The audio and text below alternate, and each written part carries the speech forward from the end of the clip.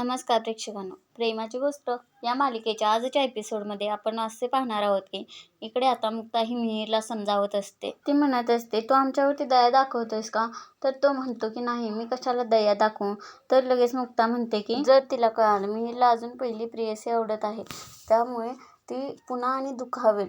तर लगेच मिहिर म्हणतो की असं काही होणार नाही, कारण आता मला तिचं नाही, कारण ती आता प्रेग्नेंट आहे ना, त्यामुळं मी आता तिच्याकडे काही जाणार नाही, असं आता तो सांगू लागतो. तर मुक्ता म्हणते की काय मी प्रेग्नेंट आहे? तर तो म्हणतो की हो, आता ती हर्षवर्धनच्या घरामध्ये खूप खुश आहे, तिला पाहिजे ते मिळत आहे, त्यामुळे ती आता तिथं खुश आहे, आता तिची मला काळजी नाही आहे. इकडे आता हर्षवर्धन हा मिहिकाला काही बोलत असतो. तर लगेच मिहिका म्हणते की तू मला ब्लॅकमेल केलंस, त्याबद्दल मी तुला खूप मोठी शिक्षा देईन. मी त्यासाठी माझ्या मिहीरसोबत खोटं बोलले, मी माझ्या ताईसोबत खोटं बोलले, मी माझ्या घरच्यांसोबत खोटं बोलले, पण बास आता मी मिहिरला फोन करणार आहे आणि मला इथून घेऊन जायला सांगणार आहे. तर लगेच हर्षवर्धन हातातून मोबाईल घेतो आणि बोलतो की तू कुठं निघालीस? आता तू कुठेही जायचं नाही आहेस, कारण तू आता माझ्या लग्नाची बायको आहेस आणि मी तुझ्या लग्नाचा नवरा आहे. तर लगेच मिहिका म्हणते की काय, तुला नवरा या शब्दाचा अर्थ तरी माहिती आहे का?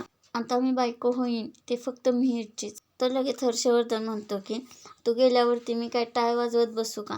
तर मिहिका म्हणते की तू काहीही कर आणि ती जाऊ लागते. तर लगेच हर्षवर्धन तिला ओढत आतमध्ये नेतो.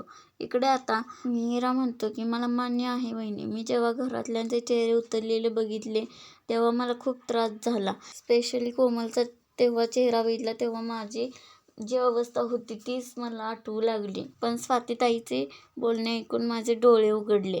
त्यामुळेच मी कोमल आणि स्वातीताई कधीही मिळून होऊ शकलो नाही. आणि प्रेम काय, प्रेम तर लग्नानंतरही होतं. त्याचं बेस्ट उदाहरण तू आणि दादूच आहेस वहिनी. आणि तुम्ही लग्न केलं होतं ते सईसाठी, पण आता तुमच्या नात्यात किती बहर आलेला आहे आणि आम्हीही जाऊ त्या स्टेजला. तुमचं कारण सई होती आणि आमचं कारण आमचं ब्रेकअप असेल. आणि आता मी का तिच्या लाईफमध्ये सेटल आहे, त्यामुळे आता कोमललाही जोडीदार पाहिजे आहे आणि मलाही जोडीदार पाहिजे आहे.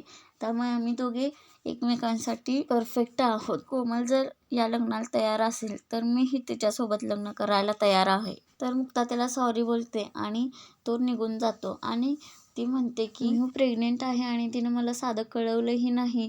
ती काय खात असेल, काय पित असेल, फोन करू का एकदा? व इकडे आता हर्षवर्धन हा मिहिकाला घराबाहेर काढतो व ती तिथेच रडून खाली बसते. आणि तोपर्यंत तिला मुक्ताचा फोन येतो व ती फोन उचलते आणि मुक्ता म्हणते की मिहू, तू कशी आहेस? तर ती म्हणते मी बरी आहे. तर लगेच मुक्ता म्हणते की मिहू, तू प्रेग्नेंट आहेस? तर ती बोलते की तुला कोणी सांगितलं? तर लगेच मुक्ता म्हणते की मला कळालं. तर मिहिका म्हणते की मी हे कोणालाच नव्हतं सांगितलं, हे बाळ माझं आणि मिहिरचं आहे. हे सांगत असताना मिहिकाचा फोन स्विच ऑफ होतो. इकडे मुक्ता ही मिहिका म्हणून बोलत असते. इकडे आता दुसऱ्या दिवशी सागर हा आवरत असतो आणि तिथे मिहिर येतो. मिहिरला सागर म्हणतो की तू असा का आला आहे ऑफिसला जाण्यासारखा, लग्न आहे ना तुझं? तर लगेच मिहिर म्हणतो की अरे रजिस्टर मॅरेजच आहे ना, तर असू दे.